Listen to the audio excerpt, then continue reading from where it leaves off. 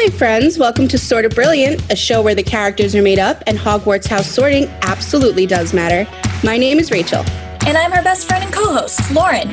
Every other week, we're going to invade a fandom and determine whether your favorite character belongs in Gryffindor, Hufflepuff, Ravenclaw, or Slytherin. There's bound to be some arguments along the way. But in the end, we're always right. Well, according to us. According to us.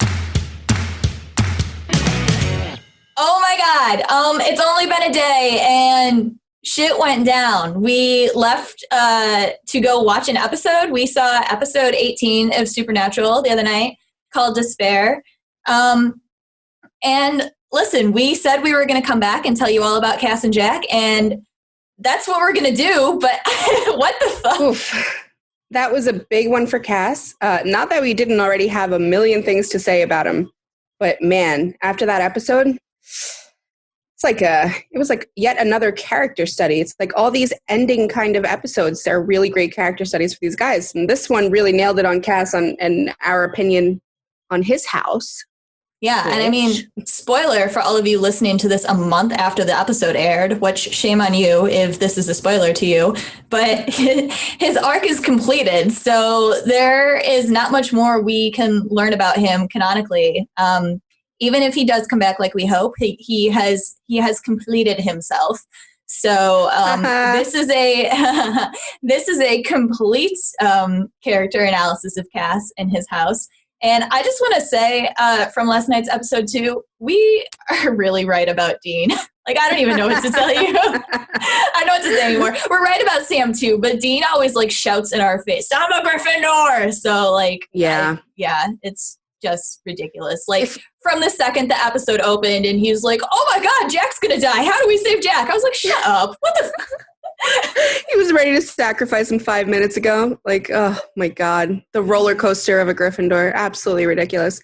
Yeah, it's nice having our opinions validated constantly, though, through new content. I'm going to be sad when that's gone. But true. It does give us the opportunity to do this kind of complete character study, like Lauren said. So now Cass is done, we think. We don't know. I mean, he is. Like I said, even if he comes back, he's like, yes. He has reached completion as a character. Like, even if he moves forward in life, he is totally sure of himself and his place in the world. That's like, he's good. So that is true. Yeah. We can talk for that specific reveal and moment a lot. Yeah. A lot. Let's follow the timeline, I guess, because since that makes sense, that's the end of his story. That can be the end of the analysis. Yes, but, indeed. Shout it out, Rachel. What is Cass? Castiel is a Hufflepuff. Whoa. Totally out of left field. Could not see that one coming. Well, is it though? Let's find out. I mean, all right, fair. I guess there could be some other houses that you could put him into. No, I don't think so. No, okay, well, I've definitely heard other opinions. Yeah, I've heard the wrong opinions too. He can't. He's a Hufflepuff. He is a Hufflepuff. He's an extreme Hufflepuff. Like, big time. So, like, I mean, where do we start? Hufflepuff. The beginning. Hufflepuff at the beginning. Let me tell you my story. Let me tell you everything. I know. Sad. Hufflepuffs community. So I want to say right now that you cannot come for me and be like, "Oh my God, what you're about to say means every angel is a Hufflepuff." No, listen, okay? No, you need to listen to what we're about to say because just listen. So community, Hufflepuffs. Cass is very big. Well, he starts, Heaven is his community, right? Yeah, he is an angel. Heaven is his family. He's extremely dedicated to this plan that he's been told. He gets told to do something and he does it most of the time really without question. Even when he does question it, he ends up doing it. And his reprogrammed setting is to go back to that community like default. And here's where I'm going to like start arguing that you're like, "Oh my God, that means every angel is a Hufflepuff." No, because all these other angels are not getting restarts. They're, they're falling in line for their own reasons, doing their own thing. Cass has to like literally have his brain drilled in order to fall back to the heaven specifically is your community, because what he drifts to is this extreme interest in humanity. Right. So, and like fighting for humanity. Yeah.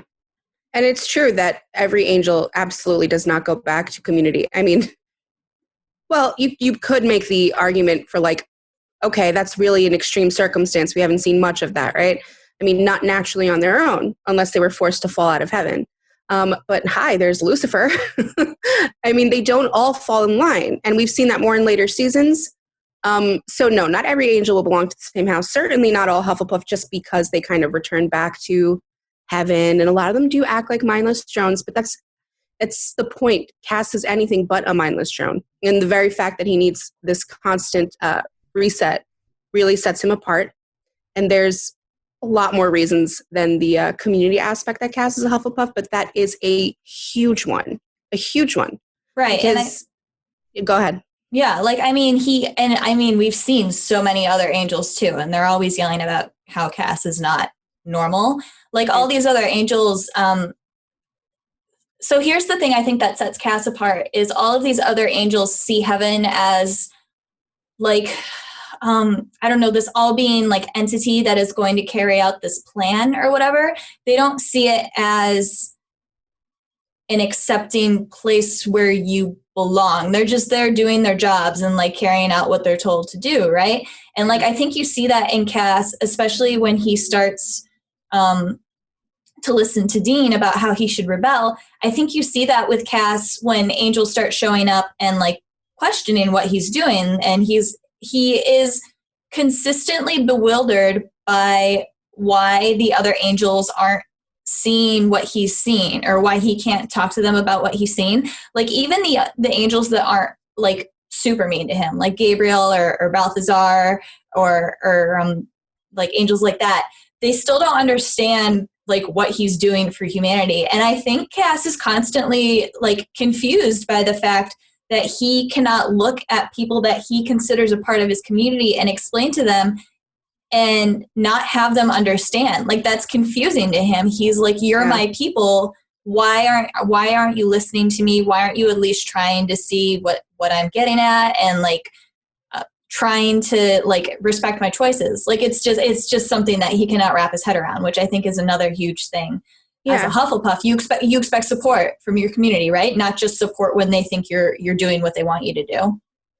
Well, and then that points to the very big fact that heaven and angels are not really his community when it comes down to it. It's not really, it's where he was raised, it's where he was created, it's where he learned all of these good little soldier boy tips, sure, but what he becomes and who he grows to be, especially after he meets Dean and meets Sam, his community changes and his allegiance to that community changes hugely, even though he always wants to try to make it right with his original community. That's a big thing about Cass. I mean, as much as he knows they're wrong, as much as he disagrees, as much as they misunderstand him and rag on him and try to kill him, literally try to kill him, he still wants to do right by them. He believes in them and in their ability to come around to see his way, which really is ultimately the correct way, in my opinion. I think Cass is right about pretty much everything. And he just never stops trying to make it right with his people. Ever. Yeah, I mean, it's almost kind of sad watching Cass as he shifts over to the Winchesters and his place in their family. Basically, their family is his true community. It's almost sad to see how he like continuously forgives the angels in heaven and still tries to get them to understand what he's doing and to get them to see his point of view, that they should be like as interested and invested in humans and humanity as he is. Although, as the show says, is it humanity or is it one human that Cass is especially interested in? But no, I think it is humanity. I feel like Dean has probably just like been the conduit for like he had this broad interest that was kind of like vague, and Dean kind of gave him a place to focus it.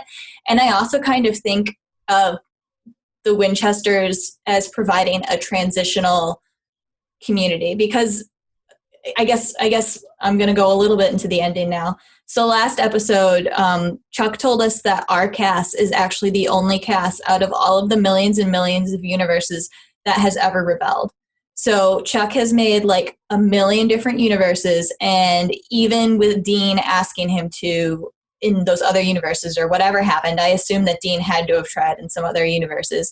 Cass didn't choose to fall, which he did in our universe. And I think it's because, not only because like the show keeps trying to point out our Cass has a bit of a crack in his chassis, is maybe had that interesting community. Like I said, I think, or humanity. Like I said, I think Dean gave him a place to put that interest.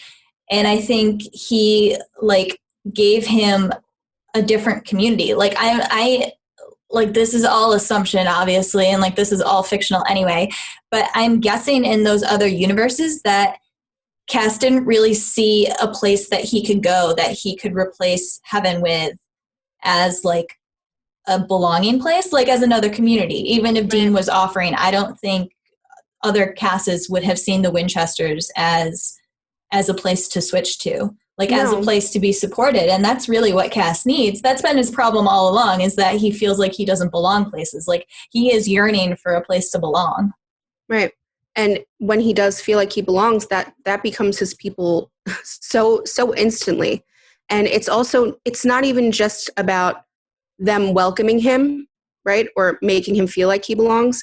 That's not even why he needs to. Like that's not even why he needs to be this good person, or I guess good angel. I'm going to say person. That's not why he needs to be this good person. That's not why he does the things he does. It's just that it motivates him even further, and it really resonates with him. Like, yes, I am doing the right thing because humans like the Winchesters exist, and I'm looking around at all of the rest of humanity, and I'm seeing all of the beauty in it. And even though I don't feel like I belong, maybe specifically to humanity, I can find so much beauty in it because of my view and how it's shifted because of what these two humans have given me, specifically pertaining to Dean and Sam, right? So he didn't need necessarily to be welcomed back into heaven with open arms. He doesn't need Sam and Dean to welcome him back with open arms once there's kind of like a break between them. He just moves on to the next thing and continues to just keep doing right because it's what he's been taught now. It's what he's learned from all of these different people and angels, and he's amassed all of this knowledge and he's amassed all of these feelings because of what he's taken from them. And he takes that with him everywhere he goes. Anytime you see Cass with a side character, a human, anyone, like little children, is just the sweetest thing. I mean, he's just molded by the people that he loves, and he takes that with him wherever he goes. It's such a beautiful thing to watch in this character. Well, I think that's one of the things that was like sad to watch about Cass too, because like I mentioned earlier, he like was so confused about why the other angels couldn't see his point of view. And you could see him getting angry about that, like arguing with them about it.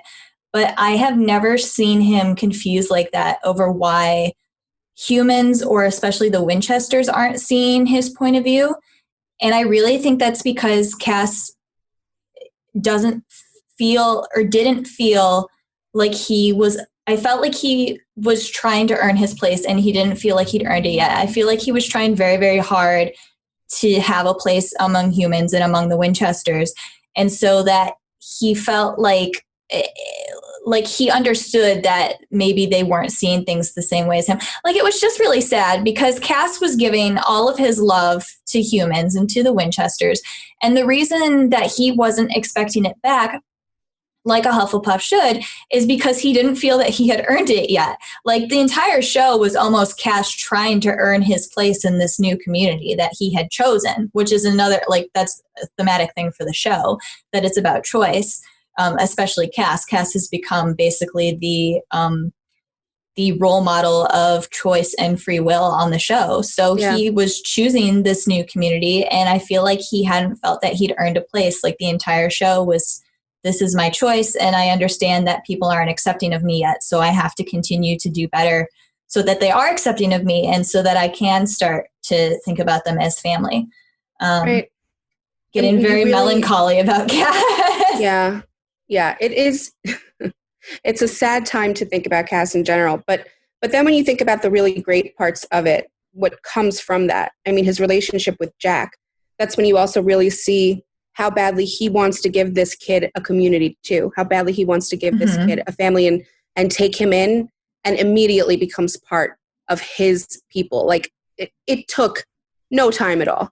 The kid wasn't born. It took no time, and he fell in love with him. I mean, truly, he loves this kid so much. It's very, very parent-child, the way Sam and Dean reminds me of parent-child. There, I felt there were a lot of parallels between Dean and Sam and Cass and Jack. I think, that was probably deliberate for narrative reasons, but it's just, it goes to show even more how much he takes with him from the people that he loves.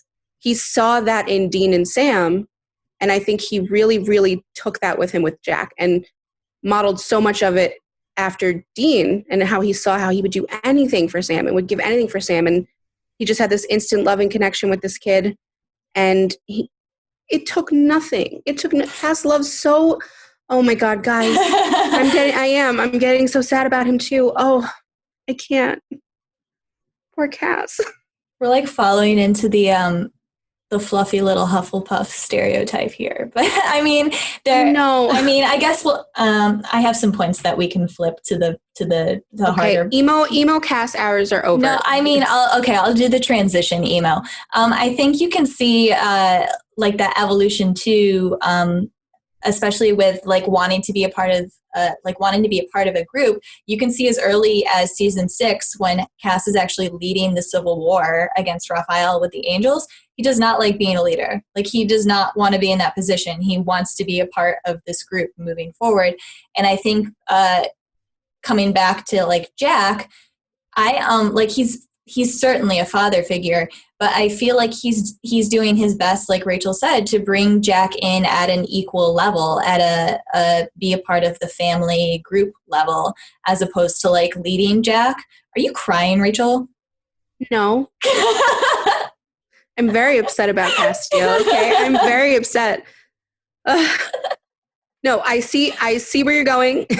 I completely agree with it, especially like you're making me think a lot about how all the times he's had to lead, how it wasn't really by his choice. It was kind of foisted on him, or he really felt like, all right, yeah, I got to do it. And then when he fails, how deeply that cuts him, and how he feels like he brought that failure. It's not about failing himself or necessarily failing one person. It's about failing everybody all at once. That hits him so hard. How many times have we heard him say some variation of, I just wanted to bring a win home for you, Dean. Yeah, like, he's always, how many times? He's always best intentions that never really go right. And I mean, like, how many times he doesn't want to be a leader, but he's the first person there at your right side. Like, how many times has he told Dean, I'll go with you? You don't cry more. I'm going to start crying. I'm not. Like, I just love him and I can't. But how many times has he been the first person to say, I'll go with you, Dean? I'll watch over you, Dean. I'm here for you. I did not know it was this easy to make you cry. I can't. Dude. These characters have cut me deep. All right. Also, it's ending. Okay, so I'm extra emotional. Also, that thing that we said last episode that wasn't our argument to make for this podcast. It's canon, so we don't even have to make an argument anymore or pretend not to make it. So that's also why we're crying a little bit. Like, Cass, I guess we're not at the ending yet, but Cass gets to this point where we're just very excited to talk about it. Totally supported. We're super excited to talk about the ending and how Hufflepuff Cass that is. The thing that about like Lauren making the points, she's going to go through what she's researched. She's got her citations, her notes ready to go. Of course, it's Lauren. So many of them, I feel, I haven't heard them yet. Okay, I feel that they are going to go right one into another. It's going to be like a pattern, because Cass over and over and over tries to do the right thing, messes it up. Well, maybe it is his fault sometimes, but I don't want to say it because I love him so much. But he messes up and he returns back, and you can see how hard he fights to be welcomed back, right? How many times does he come back with apologies and explanations? And he's not forgiven, of course, because his boyfriend, I'm sorry, I'm going to say it, his boyfriend's a Gryffindor, and it's not going to fly, right? He has to like do his Gryffindor thing. He has to throw his hissy fit and be like, no, I don't forgive you. No, nothing. Like, nothing you can say is going to make me Wait, where are you you going? Come back. Exactly. And Cass will kind of walk away if he needs to. Except give that one space, time he didn't, which was also extremely Hufflepuff. Like, it doesn't sound like it is because you're like, Hufflepuff's community. No, he was like, here's the thing about Cass too, and about Hufflepuffs. Hufflepuffs are big on loyalty, right? They're a loyalty house. So this is also why I think so many of his plans go wrong too, because he puts faith in people and in plans. Yeah. And he, like, sad sentence coming up, never in himself, but cut me deep. But I mean, God, Dean Winchester is a religion to him. So Lauren, stop. That was poetry. I hate you. My God. So, I mean, and like, he's so strategic. He should not be screwing. It's like best intentions, worst like outcomes. It always is with him. But he's extremely strategic, which I also think is can be pretty Hufflepuff. But like, it's his community, right? Like, we see it in what season was that with Hannah? Was that season 10? When she was like, they made him this whole army. And it was either 10 or 11. I think 10. No, 10, because 11 was Amara. So 10, when they like had all the angels and they were like, we're ready to fight. You're going to be our leader. But they were like pissy at Dean who isn't pissy at Dean. So they were like, you have to choose him or us. And Cass is like, easy, it's Dean. He always chooses Dean. He's been overcoming brainwashing for Dean. But it's like, he has faith in people. He has faith in Dean, I think, above all else. Like, that should be, like, that's no surprise, too. He's formed this bond with Dean, and Dean has become this model of humanity. And his whole before death speech, but he has faith in Dean and Sam and Jack. And I think that sometimes, like, can screw with him. Like, what is what we always get mad about in season 6 when people are like, pissy about Cass? Like, all you had to do was talk to Dean, and you're like, but he, like, well, first of all, Dean doesn't make it easy, right? He doesn't, okay. and he had this faith in Dean, and he wanted to save Dean, so it wasn't like just as easy as talking to Dean. And no, and it's a little bit of, I want to prove that I can, like, I want to prove that I'm maybe not as good as you, but I want to prove that I'm an equal.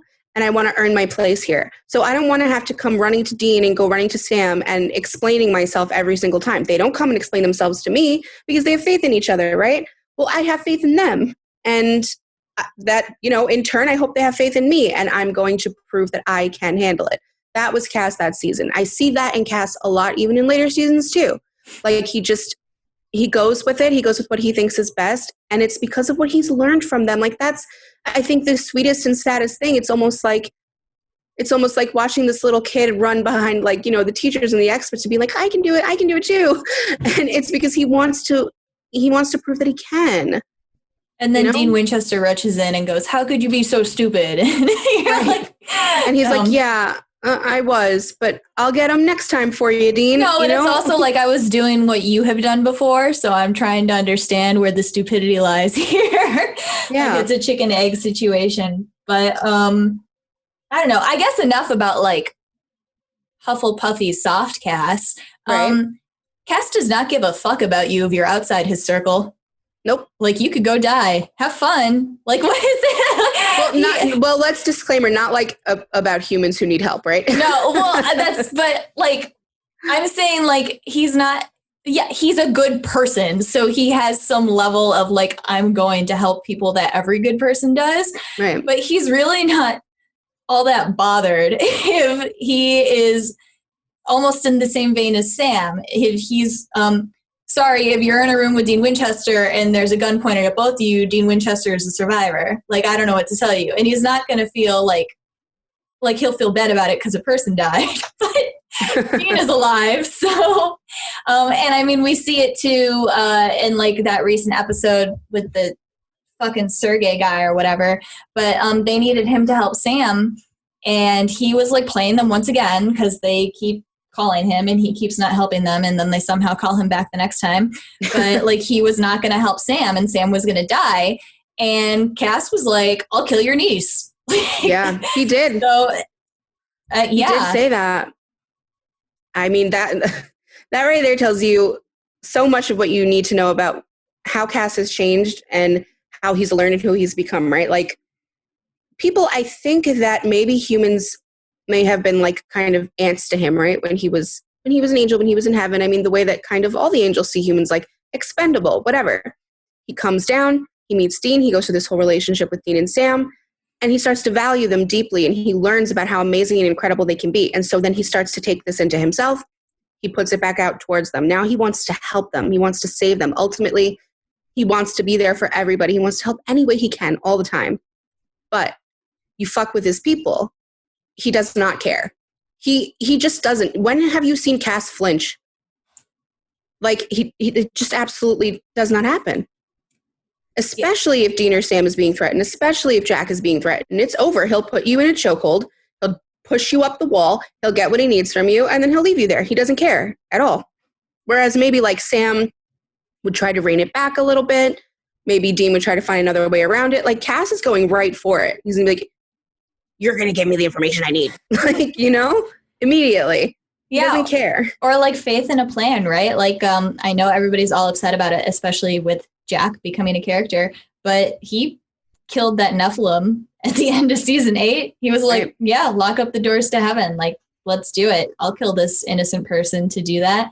But Rachel just reminded me of something too. Cass is a huge martyr, isn't he? And like a different way than Dean is. Dean is like, Dean at least I think gets to the point where he's like, there's no other way. Like I've got to do this for my responsibility, my moral compass or whatever.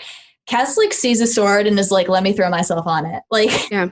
So Cass is a huge martyr. Like it could be dying. It could be like locking himself in heaven forever and never seeing his family again. But he's like, I'm going to do it because I don't know. That's just his first go-to, that he's going to be the sacrifice. And he's not suffering over it ever. You can see the other characters suffer over that. You see Dean really grapple with that. You see Sam. I mean, Sam will do it, I think, quicker than I do think even quicker than Dean. He'll be the first to like jump in and be like, it has got to be me. I'm doing it. Move out of the way. Right. But he'll still have some semblance of beforehand trying to find another way. Cass doesn't even think twice. He's just like, oh, I gotta die. You need someone to die? I'm in. It's me. Like immediately. I don't want to jump ahead to last night over and over again, right? But how can you not? How can you not? But with what happened last night. Or no, forget it. What happened with the Leviathan? With what happened with everything Cass has been through. He doesn't even blink. He's like, oh, a solution. Will I die? Oh, well, everyone I love is going to be all right, though. Always. Always. And they're not even complaining about it. They're not even like internally grappling with it really and being like, oh, like not even like, oh, I'm so sad it has to be me. Like not even a little bit of bitching, moaning, nothing. Like no stamping his feet. It's not fair. He has a goal. He has a plan. He's following through with it every time. It's kind of like in the same vein of like, I'll go with you too, right? Like, I'll die for you. Like, you can imagine him saying it in that same tone of voice. And it's like, it's awful. Or like, what about when Dean had the Mark of Cain towards the end of the season, the reverse crypt scene, as we call it. And Cass is like, I'll be the only one alive and I'll have to watch you burn the world. And you're just sitting there like, Cass is fully expecting to like hang out at Dean's side for the next millions of years, watching Dean do horrible things. Yeah. And like, not even that wasn't even a question. He didn't even think about it. He was just like, matter of fact, this is how the future is going to look. Yeah. Can you not do this to me? But yeah. And he does not consult people about it either. Like he doesn't ask Dean, are you okay with me watching you when you sleep? Like, are you cool with it? Of course, he doesn't understand, sure, these basic like human nuances and whatever. All right. He's socially awkward. That's an understatement, right? Especially in the beginning. But I think that's just part of like who he is at his core, because we don't see that in other angels. A lot of angels acclimate a lot quicker and easier than Cass. I don't think Cass factors it in that maybe Dean will be uncomfortable with this like anything, watching you sleep, getting this close to you, dying for you, right? It doesn't occur to him that that's going to bother, hurt, scare, whatever Dean. He needed it explicitly pointed out to him that he mattered, right? Which season was it when he got this whole spiel from Dean about how he does matter, how he is valued? And you could just see it on his face. Like, he needed to hear it because he doesn't think about it that way. He doesn't think about himself that way at all. He's just like, well, I'm here and I'm going to be useful to you specifically. Well, because I love you. Oh, we're losing this podcast. I think that also comes hand in hand too with Cass seeing them as family, right? And as his community. Like Cass moving into a new community, it's immediate. Even though he doesn't think that they have fully accepted him yet, him in his brain is immediately a part of it. So right. Why wouldn't he immediately start treating them like his family? Why wouldn't he watch over them like he would for his family? Why wouldn't he die for them like he would for his family? So even though in Cass's brain it's not reciprocated, he is still treating it as his community. Right. What matters with Cass every time is that he's made the choice, right? He's made the choice to love these humans. He's made the choice to be a part of their family. He's made the choice to constantly come back, to always come when they call, right?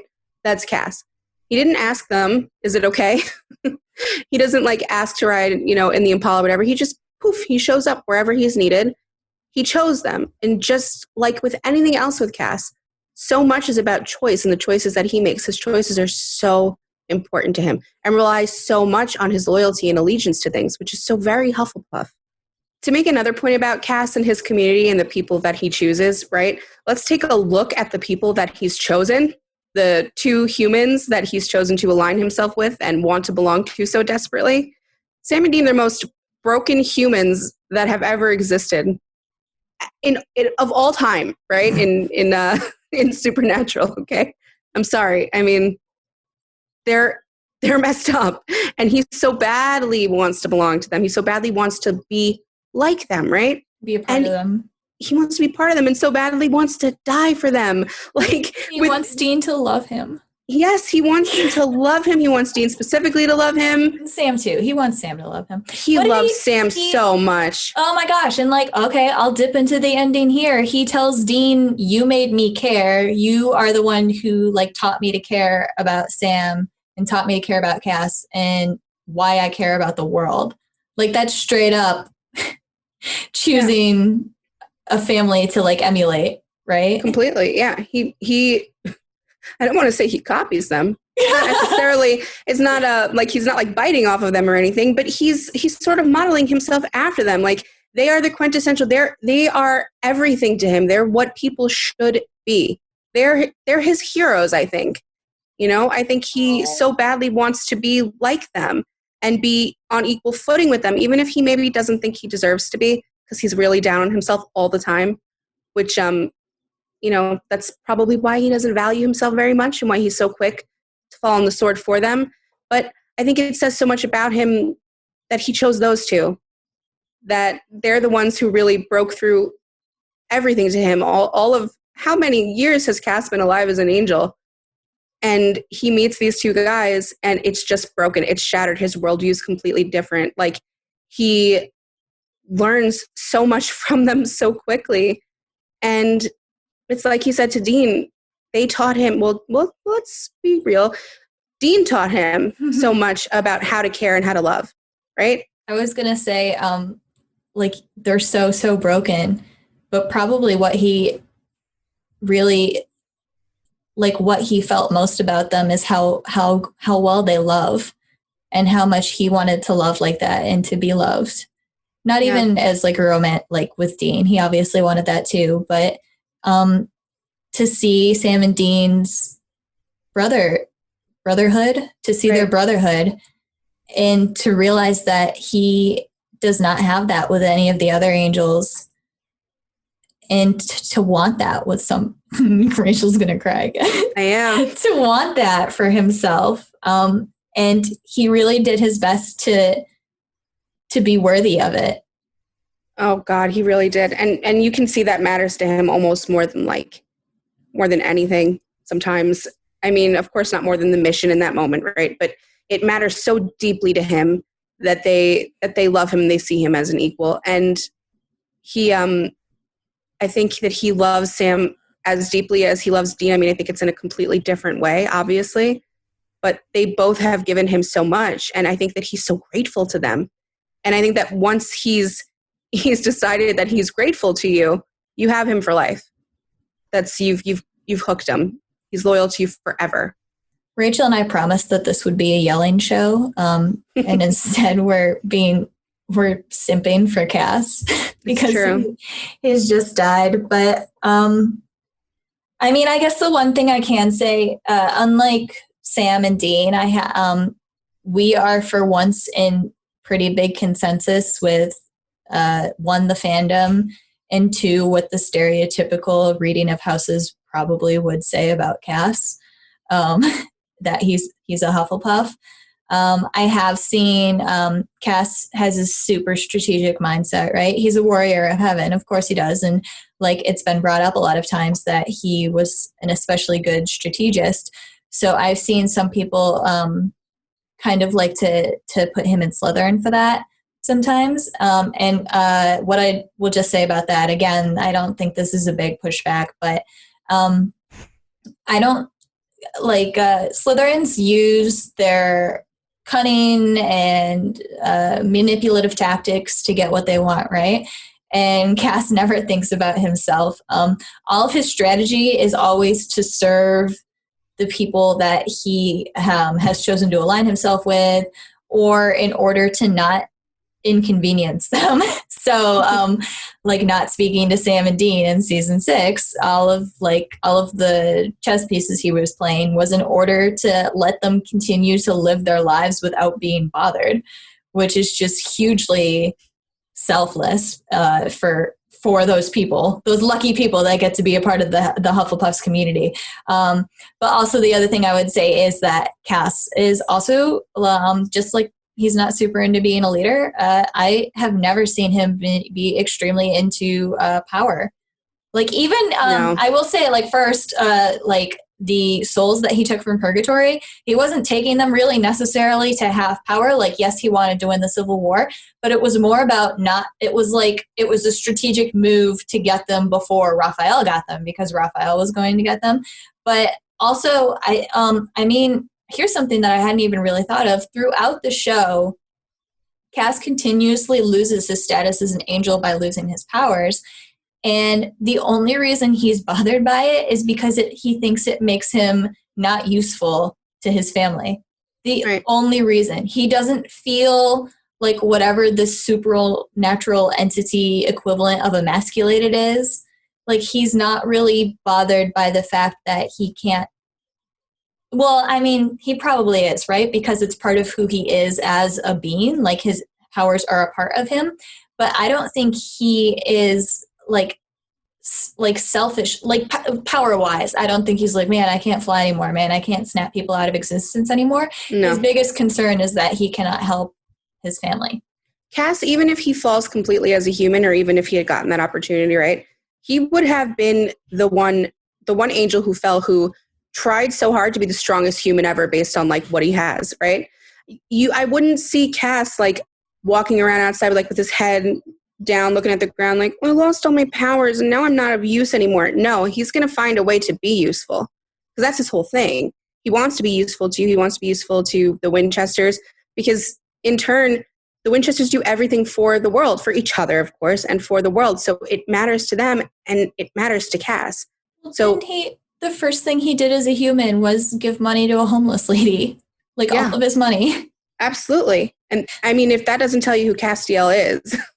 I don't want to talk about Cass anymore. He's dead and we're never going to see him again. So I don't want unless we saw him in the finale, in which case what I said was moot and I lied to you from the future. But he is a huge, huge Hufflepuff, okay? I've seen the Gryffindor cast argument because he's brave and he's stubborn. He's not the same kind of brave and stubborn as Dean, okay? It's not rooted in a moral compass. It's not rooted in what he was bred to believe and what he's had forced upon him. And his reactions, even when he was bred to believe something and has had things forced upon him, his reactions are completely different than Dean's, who is the quintessential Gryffindor. There's no way that man is a Gryffindor. I'm sorry. No, of course it's not a moral compass. Like he was in heaven, like, let's just kill people, and he was cool with that. And then when he switched over to Dean's My Family, Dean could have killed people as a demon, and he would have been like, Dean, let's chill. Absolutely. Absolutely true. I think like even Sam would grapple more with it than Cass would. Absolutely. Like, I mean, Sam, I think would forgive Dean anything, right? And especially if he's like Demon Dean. But I think Sam would feel guilt about it, that these people died, that these people were hurt in Dean's wake. Cass would be like, well, it happened. Dean, let's get that mark off of you now. Like, it's all roads lead to I Dean. Forgive you. Yeah. Exactly. Yeah. Not that Cass doesn't have morality, but what we're saying is his motivations are not rooted in his sense of morality. He is... they're outweighed by the fact that he cares about his family and the community that he's surrounded himself with. Hufflepuff. Anyway. There's this sad segment of the show that we didn't realize was going to be sad. Yeah, it's a tough one, but I do think that people who are going to listen to it are going to be feeling kind of the same about Cass. And just when you look back at his journey, it's hard not to feel deeply sad about everything. So many sad things have happened to this character. It's not like Shut up. I can sit here and tell you like all of Cass's greatest zings or like his great like I could, but they'd be like ass butt, all right? He's not that kind of character. He is for everyone else. He is for who he loves. He is who he is because of who he loves. He's a complete Hufflepuff. Hey, welcome to our show, Sort of Castiel. Yeah. Yes, Hufflepuff, absolutely. I mean, I am getting extremely sad. Let's argue about Jack. All right. Okay. This is a really tough one because I don't think this is going to happen often on this show, okay? But I don't land anywhere specific on Jack. He's so ambiguous to me. I can see him fitting in so many different houses. You called him Renesmee, which is super rude. Yeah, my bad. But you know what I mean? Because he's not really a fully grown person. So how do you sort someone who's not fully grown? Or the legal age of sorting is 11, and he is technically 3. But Right. So he's tough for me. My gut is probably going to be Gryffindor. Yeah? I think so. When Rachel and I talked earlier, she was leaning way more towards Hufflepuff, and I was actually arguing against her. So now it sounds like we're not going to have an argument. I'm sorry this episode was so I could argue him for Hufflepuff. You don't argue him for Hufflepuff just to do it. Like, no, it's not just to do it. It's because I can't make the choice. I can't. It's either Hufflepuff or Gryffindor. Yeah, absolutely. There's no Ravenclaw. There's no Slytherin. Nope, absolutely not. There's not a bit of logic in that boy. Not one bit. And maybe it's because he's a little baby, okay? Maybe because he's the child of the show, fine. But no, I'm sorry. Like, it's just not how his brain works. He's not logically looking at anything. He filters everything completely through emotion for the people around him. I think the problem we were starting at with Jack is that you were comparing him to Cass and was like that he's a Hufflepuff because of like his, obviously he has this huge want to belong and blah, blah, blah. Yes. But I'm the issue that I'm grappling with Jack is that from the womb, he almost like Dean, he was like conditioned to want to be a part of this family, right? And like to want... Well, wait, but what do you mean? Like, see, this is where we had this problem when we were discussing this earlier. What do you mean he was conditioned in the womb? He wasn't a fetus listening to the conversations. I know he's a Nephilim. He was talking to Cass. He's smarter than the average baby, fine. But like... I really feel like he was just, filtering through feelings like, I'm good, don't kill me, I'm good. And Lauren was saying to me, he's saying it because he doesn't want to die, right? Like he needed to survive. I don't think it was survival at all. I don't think he was doing that because he didn't want to die. I think he was doing it because that's who he is. He is good. He, at his core, I don't think he ever would have gone the evil way. Like, I think okay, sure. If Lucifer raised him to believe a certain way, to believe a certain thing, right? But he's got his mother's whole, what do you call it? What? What I'm trying to say Goodness? Yes, thank you. You couldn't think of the word goodness? I couldn't. No, it felt dumb to say goodness, but that's really what I'm getting at, right? He's got his mother's good-naturedness. Good heart. His good-heartedness, sure. So he's already got something so good and so pure in him. He is that, okay? And everyone has a dark side and a light side, fine. But I just feel like from the very beginning, he leaned towards his mother's side. I don't think it was a survival instinct. I want to call a penalty on the field because Rachel absolutely was arguing Hufflepuff to me. And so all of my notes are for a Gryffindor, Jack. And now she's over here. You can make your points, right? The way that I sort, and it's kind of problematic because I go with my gut, okay? I don't always sit here and make the notes. I just feel like it's a Gryffindor. I feel it, Lauren. Sometimes, yeah, that is how I feel. And the other day, I really, really felt Hufflepuff. And now I'm sort of thinking about it a little bit more, and my gut's going Gryffindor. But now she's pissing me off, and I'm going back to Hufflepuff because I don't. You can't do that just because I pissed you off. Why can't I? Prove it. Prove to me that he's a Gryffindor. Tell me he's a Hufflepuff. Because all he wants is to be loved by his community. All he's done is care about the community that he's been born into. That's literally all he cares about.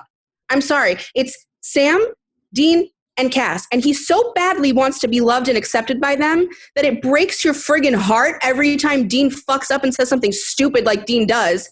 And you see Cass, you see Jack in the background like, okay, I'll still go with you. It's like baby Cass. It's sickening. I'm sorry. No, I take back what I said. He's not a Gryffindor. I take it back. Prove me wrong. He's not. He is a Gryffindor. Prove it. I still think that the whole, like, wanting to belong thing is a survival thing. Oh, right? Bullshit. Well, first it started out as a survival thing because he was born into this world that it was like, are you good or evil? And we're going to kill you if you're evil. Well, they were going to kill him no matter what is what Dean wanted to do. But like he knew coming out that he had to like be seen as good over evil. But I think that was an inherent part of him too. So that's why I was trying to kind of get at Gryffindor, because I think that like something deep inside of him, he knew moral compass wise that he wanted to be seen as good and like wanted to be loved. And you can see it when he like accidentally hurts people right at the beginning when he has no control over his powers. And then he like continuously is like so upset about doing that. Like he's upset about it. He's upset about it because he knows it's going to hurt his people. He's not upset about it because it hurts him. He's upset because Cass taught him not to murder people. He's upset that he hurt people. Like, he's upset about the people. Hold on a second. Any person from any house is going to be upset they fucking murdered someone, okay? That's all right? Like, normal people, right? Not villains and shit. Any person's going to be upset they murdered someone. Fine, he doesn't want to be a killer. But it's because his people, his family, taught him that's bad. Murder, bad, Jack. And so now he's like, oh, no, I murdered the thing. I murdered the human. They're going to be so mad at me. They're going to be so upset because they've taught me that murder is wrong. That's why. Okay. It's not inherent. Okay, you tell me why Jack sat down in front of Cass, looked him in the eye, and was like, I'd be okay with Dean dying as long as we got rid of Michael. What do you mean? How does that argue for Gryffindor? That argues for Hufflepuff. Because that's a moral compass thing, isn't it? He's going morality-wise, it's better for Michael to be gone. It's like, Dean, I can sacrifice, like, in this moment of this is so right to do, I can sacrifice people that I care about in order to ultimately have the good thing that I... Dean is probably the least solid member of his community, so I don't see him having a huge problem with Dean being the one to freaking go. What do you mean? He doesn't love Dean? Like, he loves Dean the least? Of course he loves Dean, but you know he loves Cass and Sam more. I don't know that because they had that whole, like, montage when Jack was dying. Like, he took him fishing. He fed him Hostess cupcakes to see if he was evil or not. Great. Like... They had a whole bonding thing. He's such a stupid man. I love him so much. Oh, so dumb. They had a whole bonding thing going on. Yeah, okay. He loves Dean, okay? But it's more importantly than his love for Dean is his need to be loved and accepted by Dean, okay? That's what's more important to him. is that Dean comes through and accepts him and sees him and he's part of the family. Because Sam and Cass have done that so easily. So he really has to grapple with Dean on it. And I think Dean's his big challenge. But ultimately what he wants is the acceptance. Ultimately what he wants is to be one of them. And if Dean gives him that, then he knows he's got it, right? See, I almost feel like that's something he's picking up from Cass, because I think rather than wanting to be accepted, I think Jack's biggest thing is that he wants to be forgiven, which I see as different from being accepted. I think Jack is really upset. Yeah, because I think his big grapple is from the very beginning, good versus evil. And this worry that as hard as he tries to be good, he still does bad things and people still see him as bad. So even all the way up here, 3 whole years after he's been born, he's grappling with what he did to Mary, and his concern is, yes, he hurt the Winchesters, but he wants them to forgive him. Like, okay. I even think from what we've seen that Jack understood and was okay when Dean was like, he's not my family. Like, he was like, he understood, or he showed that he understood. But even with that, I think what he wanted above all else was for Sam and Dean to like realize that he didn't mean it, or that he's not inherently a bad person. Sure. I'm sure that matters to him, right? He doesn't want to be seen as a bad person. I don't think Cass wants to be seen as a bad person either. But I think that forgiveness and acceptance are very linked here. What does Cass have to do with it? Because he's a Hufflepuff. And I'm telling you, Jack's a Hufflepuff, right? You think Cass wants to be the freak of the garrison? No, he's not happy about it, but he's still going to keep crawling back and being like, please forgive me. I'm one of you. Like, I swear, I'm going to redeem myself. What's Jack been doing? But Jack's not obsessed with it. It's just all he knows. Jack is certainly obsessed with wanting forgiveness. Like every little thing he does that he's like, that was a bad thing to do. But you're making the distinction. You're making the distinction between forgiveness and acceptance. Yeah, they're two different things when you define them in Webster's friggin' dictionary. Earlier I said they were different. I don't know why you're pointing it out again. Because what does it matter that they're different? They're linked to him. Forgiveness and acceptance are the same to him. The nuance matters to what house and like what motivates him. And I think like acceptance would be a Hufflepuff motivator, but forgiveness I'm saying, but I have continuously said that his motivation is not acceptance. I think it's forgiveness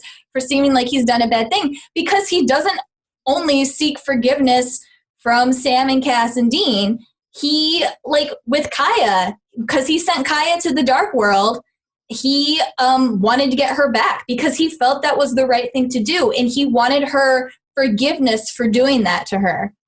Who taught him it was the right thing to do? Who taught him to realize that that was wrong? And who does he not want to disappoint and let down? His community, his people. He knows right from wrong because of them. So I think even that decision, all of that comes back down to, they taught me right from wrong. I learned to care because of them. And I need to do right by what they taught me, because this is the kind of person I want to be. Hufflepuff. I think that reduces Jack's agency in deciding whether he wants to be good or bad, because that boils it down to he's only deciding whether or not he does a good thing or a bad thing because he's thinking about how Dean or Sam or Cass will react to it. But he's a baby, basically. He's just coming into his agency. I think you have to give Jack credit for coming to that realization on his own. I don't think he saved Kaya because he thought Dean and Sam and Cass would be happy about it. I think he saved her because he felt like it was the right thing to do, because he's coming into that realization that he wants to do what he is realizing is the right thing to do. But I didn't say that he saved her because he was thinking about what they would think of him. Why does he care to begin with? I said, why does he care to begin with? Who taught him how to care to begin with? So everything comes back to, with Jack, I think, wanting to prove that he can be that good person that they taught him how to be. So I'm not saying he saved her because I don't want Dean to be mad at me when I go back home and know that I murdered her. Like, no, absolutely not. He knew it was the wrong thing to do. Fine. But I think the motivation and the reason that he cares to begin with, the reason he cares so deeply about it, why it wounds him so much, is because he knows better because of what he's been taught. And he knows it's the right thing. That's just how he feels now. No, this is the core problem I had with this argument, is that you were saying, like, they taught him how to care. They've, like, molded him how to, like, that's what I was saying, that he came right out of the womb, like, influenced by this. I think it says way more that he's coming to his own outside of these immediate influences that he had, realizing that he wants to choose being good over being evil. I think it diminishes Jack to say that he was taught how to care by these men that literally were with him from minute zero. Like, I think he came to the decision that he wanted to care on his own, that he wanted to be good on his own. Like, I don't like the thought that Jack has been influenced to be good because he was surrounded by the Winchesters and Cass. I think that certainly they are a good influence, but I think Jack in his own right wanted to be, like, I think this is why it's hard too, because all of these characters had, like, even Sam had somewhat of a separate agency outside of the influence of other people, and Jack has literally never had that. But I really want to give Jack the credit for coming to terms with the fact that he wanted to choose good on his own, because there was the point where Lucifer got him away from and, like, Jack's so naive, and he was like, I'll be your dad and we'll have so much fun and we'll play Star Wars across the universe. And Jack, I think, outside of, like, not as a community perspective, like Cass is my community, so that's why I should be like Cass, but saw them more as the moral compass that he wanted to be. And so he chose not to go with Lucifer because he on his own realized, this is what I think is right. And yes, these guys may have shown me that this is how to be a hero or how to be a good person, but I am on my own developing my own moral compass that I am following, and that's what is motivating me to make choices. No, I just don't agree. I don't think that he came inherently with that moral compass at all. I think that he was taught that. I think he learned that from them. I think he completely, like, everything he knows, everything he is what he learned from these three amazing men who definitely just mean everything to him. It's so similar to me to Cass, and how Cass learned how to care from them. And I feel like it's the same with Jack, and that his decisions are so heavily influenced because he's been taught to care. He's separate from them, right? I'm not saying he's not his own person. The same way I wouldn't make the argument Cass is not his own person, right? He is his own person. He has his own agency. He makes his own choices. But he's so heavily influenced by them and so badly wants to be accepted by one of them and seen as good by them, because that means everything to him, that then that grew from that. He's grown outside of them, sure, into his own person who cares now because it is the right thing to do. Now he really does deeply care. But just, to me, the fact that he was taught that way, and that, especially what Cass said the other night about how Dean taught him how to care, that's really what's pushing the Hufflepuff Jack for me, because I see the similarity so deeply. Jack wants to be seen good by everybody. It's like he cares about people outside of this circle that you're building for him. Like, so he does definitely Cass. does. Yes, but we had just gone over how Cass doesn't really care what other people, like, think of him, or isn't too concerned with he isn't too concerned with people outside of his community circle beyond, like, what he needs them for. I think Jack is much more open to the world in general. I think he's got much more of that, like, overlay moral compass to do right by everybody thing that you could see in Dean, like, taking on that responsibility. I certainly saw Jack with that responsibility aspect to him in this last episode, when he, like, he'd been building up to be doing this thing where he was going to kill Chuck, and he was ready to die. He said, I was ready to die. I wanted to die. And it's been taken from him, and he's, like, completely empty without purpose. And he had shouldered this responsibility, and it was taken from him, and now he doesn't really know what to do. And you can see Sam, extremely intuitive Slytherin, feeding him things to do, drive the car, fix the warding, so that he, like, is not left, like, empty and like wandering, like, I have no responsibility anymore, and I don't know, this was what was right, and I didn't fulfill it, so now where am I?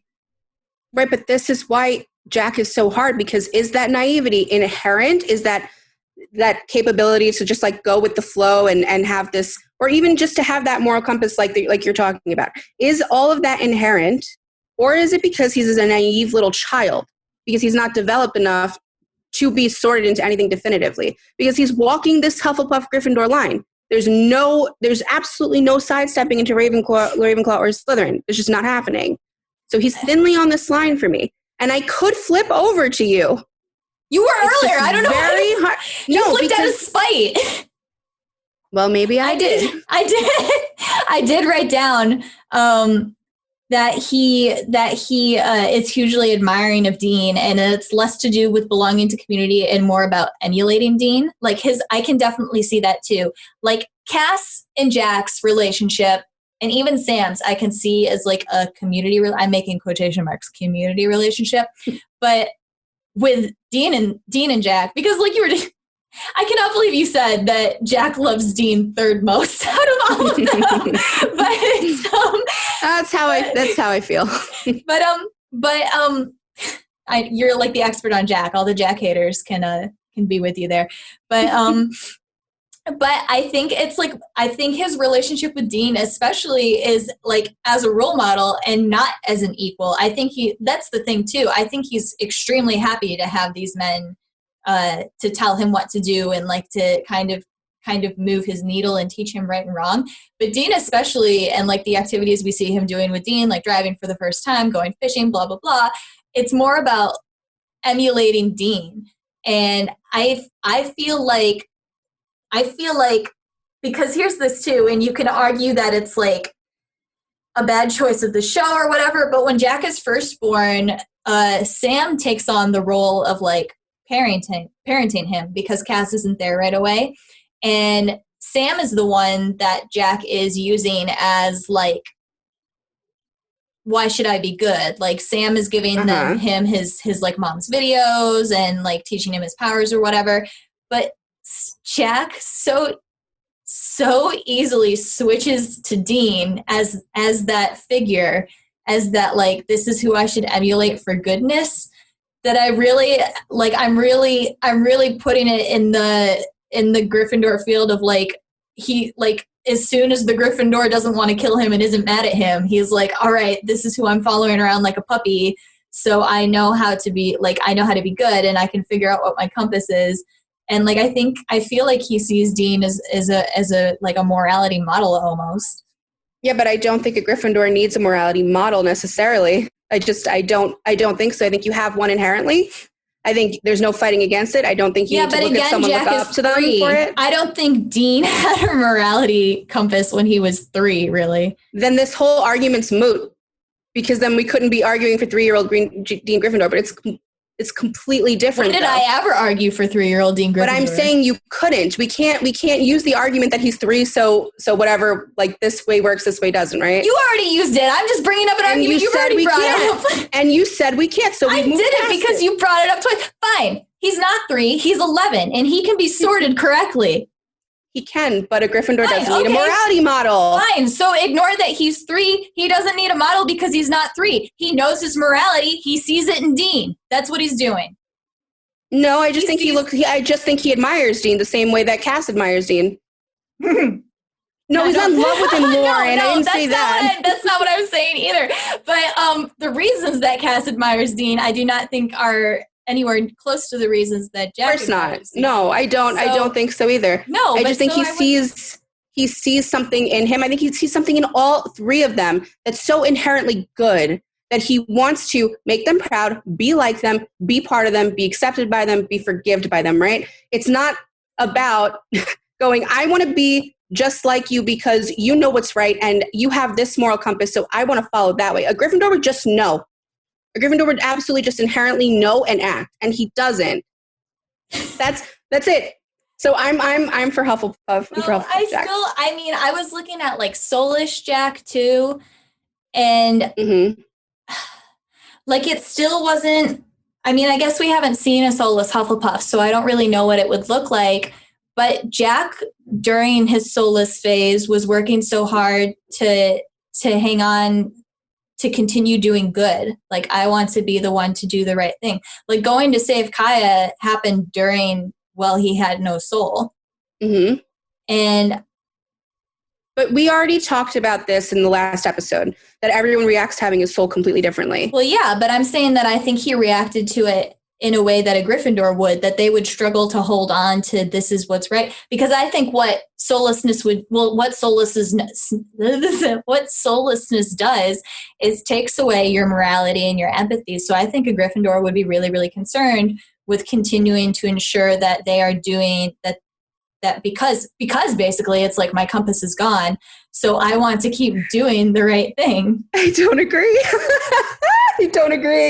I cannot believe that you switched out of spitefulness and now you're... Do you know what though? Like, I'm fine with you saying it. It's fine. I'll give it to you. But it's really not spitefulness as much as it is being completely confused and confounded by it, right? Because I see your points. I know. And like you're laughing at me and I'm getting so mad at you saying that you are not giving him the credit for like finding the ability to care on his own or to realize that he should choose. But you keep saying that he's only doing it because he's modeling Sam and Dean and Cass, and I think not only. I think that's step one, though. But I think if you look at Cass, right? Like Cass had a worldview, and he had to slowly like when oh my god, like if I have like picture brain, like how I imagine Cass is like slowly pulling down like a house piece by piece, and like. Right. Picking up the piece and like moving it over onto Winchester land and like building it there and just like slowly moving it over. And that's how his like community shifted. Whereas like if Dean shifted, like it's a yank, right?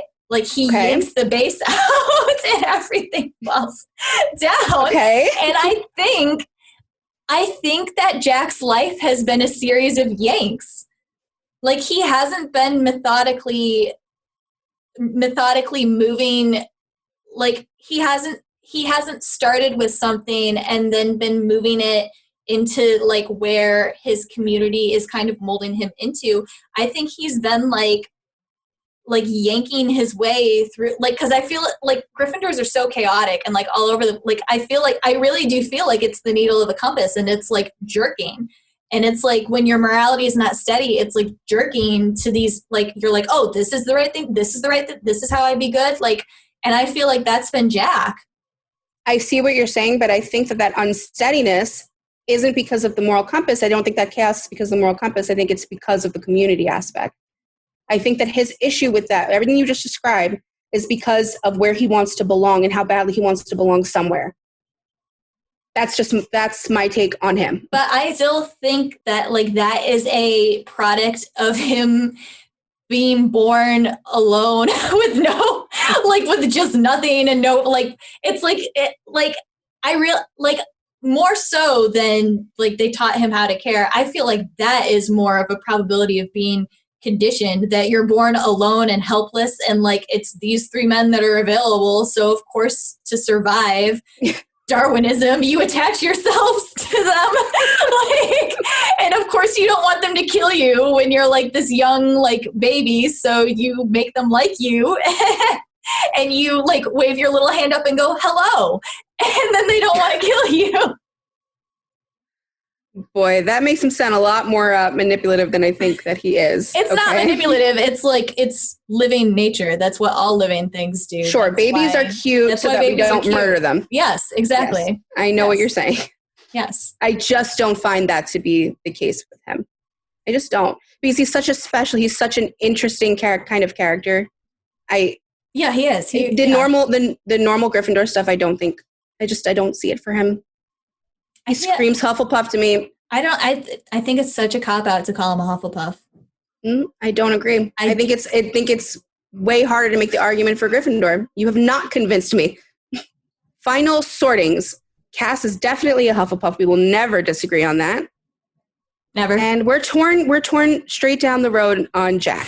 Straight down the road. Straight down the road. Okay, he's either a Hufflepuff or a Gryffindor. Straighter road than Cass has ever been on. Really. Yeah. And just just understand that he's nowhere near Ravenclaw or Slytherin, okay? If you can take anything from this, that's what you should take Lauren away. and I, he's nowhere near those two houses, so just don't be that wrong, okay? We love you guys. We'll see you next week. Bye. Bye. Thanks for listening to Sort of Brilliant. If our sorting choices inspired any rage or excitement, we'd love to hear from you. We're open to feedback, suggestions for characters to sort, and solid counter-arguments with citations. Never forget your citations. You can find us hanging out on Twitter and Instagram at SOB_pod, or shoot us an email at sortofbrilliant@gmail.com. And since we're not above begging, please rate and subscribe to Sort of Brilliant on Apple Podcasts, Spotify, and wherever else you listen to podcasts. Please share our posts on social media, and if you're a Gryffindor, maybe you'll inspire sorting fights among your own friend group. Our theme music is Hot Shot by Scott Holmes. Can't wait to sort with you again next time. Bye!